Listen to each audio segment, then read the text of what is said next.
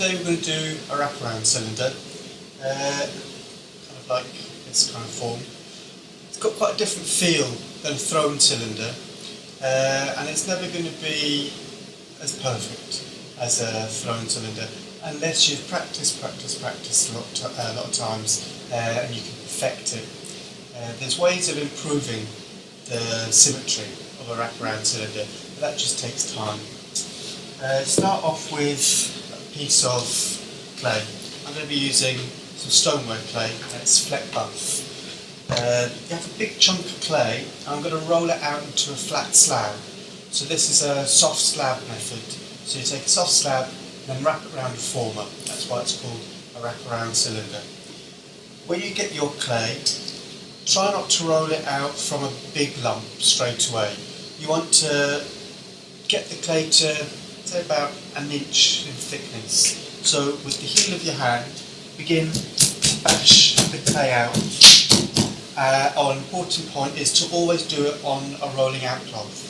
If you roll out the slab straight onto a wooden surface, or any surface really, what will happen is you can begin to move it to begin with, but the thinner it gets, it's going to end up sticking to your surface. So you can end up with a nice big slab rolled out, but then you have to scoop it all up because you can't get it off the surface. So always use a rolling out cloth. Bashing the clay, you want to start from the middle of the clay and bash out the way.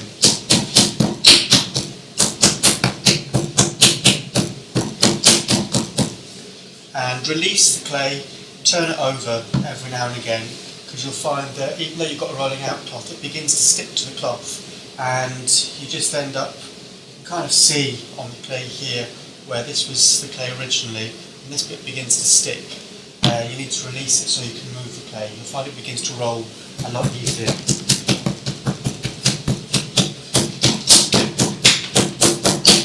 So I've got my clay to about an inch thickness. So release it again. Make sure there's no creases in your cloth. If you end up with creases in your cloth, you'll get creases in your clay. And as it gets thinner, if you end up with a crease in the clay and you leave it there, what can happen is this is a thin part, and it can become an intrinsic weakness in your clay, and as the piece begins to dry out, it can begin to split and crack along these creases. You can use a kidney a bit later on just to smooth these out, but try not to get too many creases in your cloth when you're rolling. So I'm just going to use a rolling pin, and when I'm rolling out a slab, again I'm starting from the middle of the clay out towards me and to either side.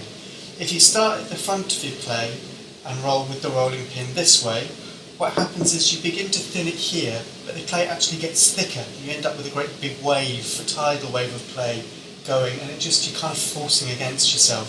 So start in the middle of your clay, roll away from yourself, to yourself, and either side.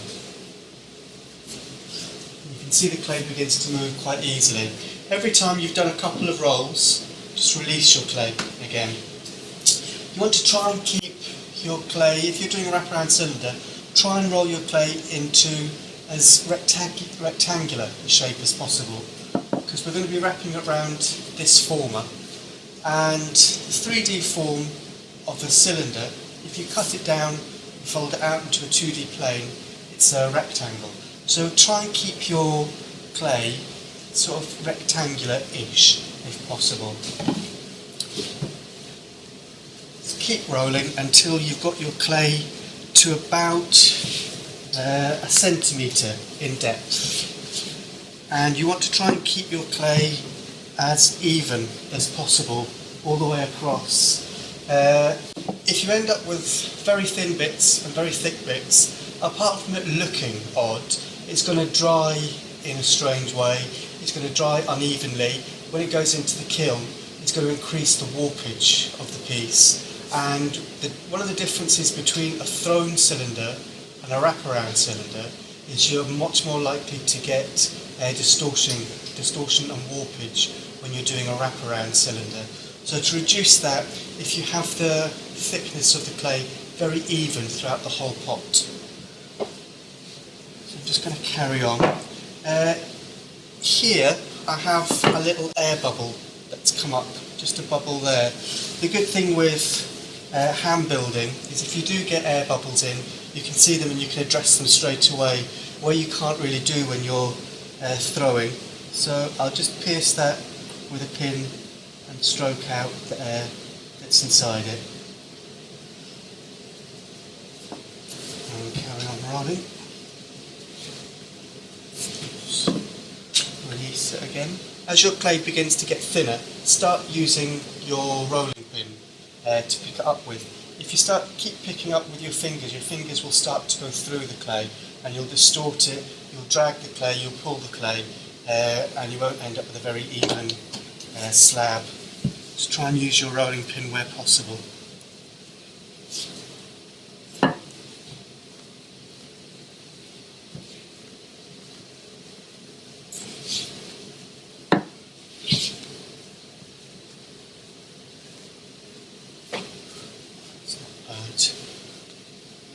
Give it one more roll and I'm going to start measuring out on my cylinder to see how much you actually need.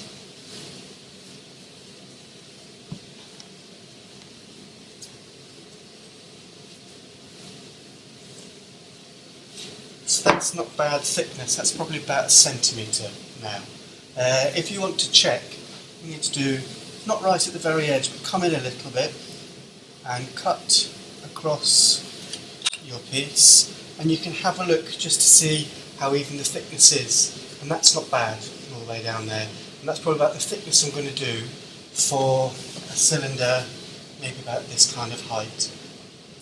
So you want to think about the height of your cylinder. So I've got enough clay here to take it up to about there, and you want enough clay to wrap around easily. So you want to measure the circumference of your former. The easiest way to do this, just get a piece of newspaper and wrap it around your piece. And I know that that is the length of the circumference of my wraparound pot, but I'm going to use a little bit extra because no matter how many times you measure, go to your piece, measure again, you can always end up a little bit short. And it's much better to have a slab that's slightly longer that you can cut down than end up with a slab that's too short and you're having to add bits on. So yeah, I've got plenty of clay here. When you're doing a wraparound cylinder, the base should always be really flat, so you're going to do a very straight line as the base line. And again, the walls want to be nice and flat at the top. You can leave the top kind of irregular, organic kind of shape. If your clay is in a wave at the top, you'll just have a wavy line at the top of your pot. If you want a really flat base, flat top, like a traditional proper cylinder shape, then you want to cut out a perfect rectangle. So you can use a set square and get the 90-degree angles really tight, but I'm just going to eyeball it. You get, with a bit of practice, you can get really nice straight edges on it. And again, even if you do very sharp right angles, by the time you've manipulated the clay slightly, it can begin to drag and stretch, so you're going to lose that perfection anyway. If you have the time, when you've rolled your clay out to this point, if you leave it for about 20 to 30 minutes, you find it becomes a lot more manageable. It's a bit stiffer and it's not quite so flabby and floppy, and you're going to be able to hold the piece up a lot better. But I'm going to do my baseline around about here, cut straight across. I'm going to keep this piece of clay for later, and again straight down at the sides.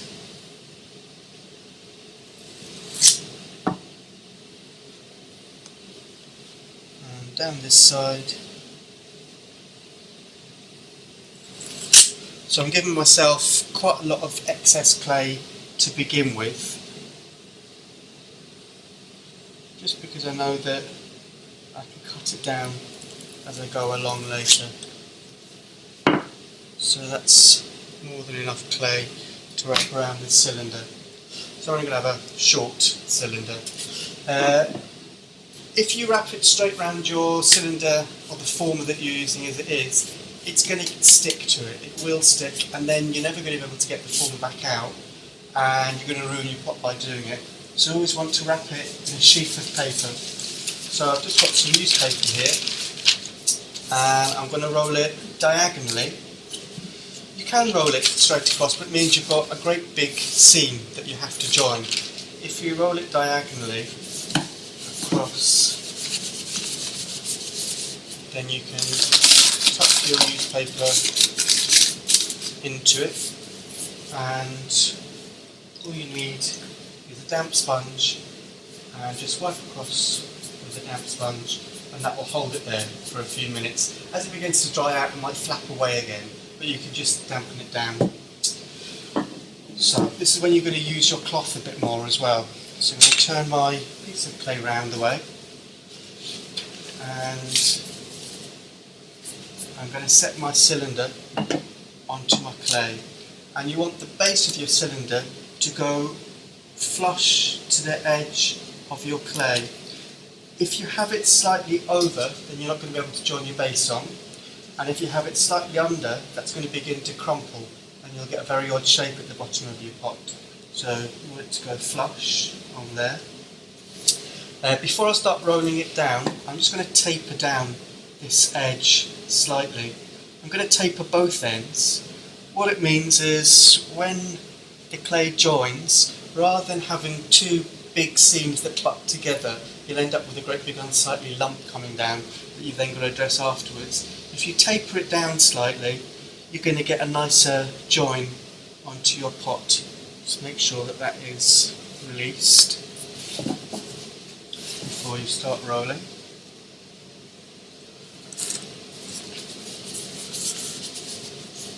So my cylinder right on the very edge, and then use your cloth to pick up a piece of clay, and you can wrap it really tightly and evenly around. So pulling a piece of clay across and making sure that you're rolling the cylinder nice and tightly along. So what I'm going to do is I'm going to roll across just so I can mark out where the clay meets, and then pull it back, and I can see here this is where my clay is going to be meeting. So I'm just going to cut down with a pin all the way along there, take away the excess. I'm going to taper down the seam again, and then roll slab across there and all the way across, and it's almost joined immediately. At this point, with your finger, you just want to lightly join it. Make sure it's not going to flap open when you put it down. So I'm going to put this down, and you can still see where the seam is up here. But if you then take kidney, you can begin to go over that seam, and if you curve your kidney to the profile of your pot, you end up with but it's almost seamless. You can't really tell where the join was.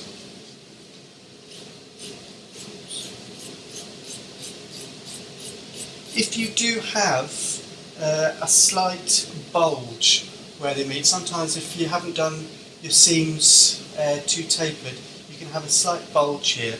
You can scrape that away with your kidney, or if you're careful, you can give it a very gentle roll across the seam where you've joined it, and that can even it out slightly. Make sure you've joined it the top and the bottom as well. And I'm going to sit that, and you might want to leave that for 10 minutes just to harden up a bit. You don't have to, but it just might become a little bit easier to manage. I'm then going to attach the base straight away too.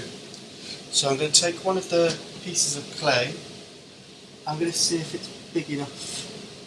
Not quite big enough for the base, If you find that you don't have quite enough, you can patchwork your clay up. So I'm going to chop this in half. I'm going to taper down the edges. I'm going to join this one onto this one.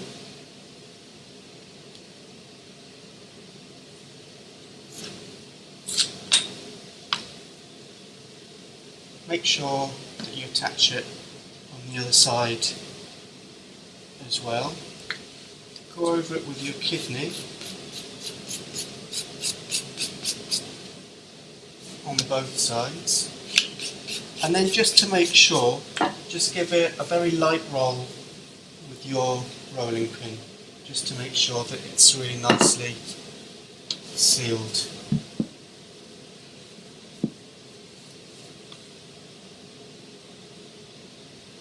So now I'm going to attach the base straight on. Because the clay is really wet at this point, you don't need to use any cross-hatching and slurrying.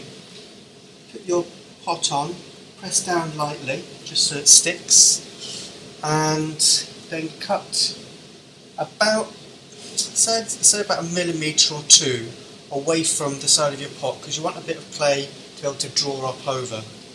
I'm going to be cutting this at a slight 45-degree angle. It just means you get a nicer finish on the base of your piece. So cut all the way around.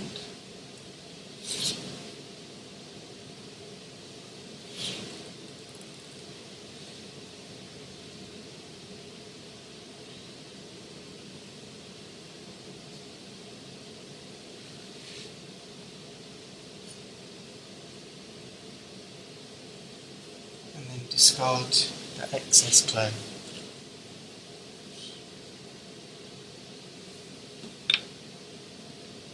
And at this point, with your finger, you just want to drag up clay over the edge so it seals that base on at the bottom. You want to make sure you don't leave too big a gap between where you cut from the side of your pot. If it's any more than a couple of millimetres, you're going to end up with a big lump on the bottom of your pot.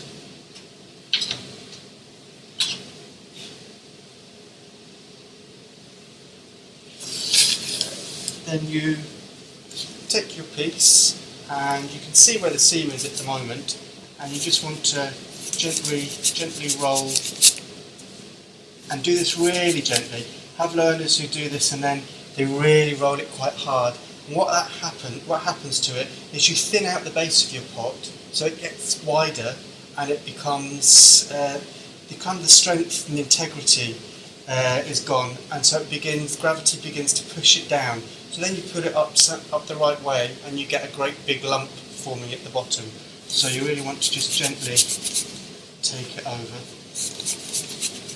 And if you have any marks left, then you can get your kidney in there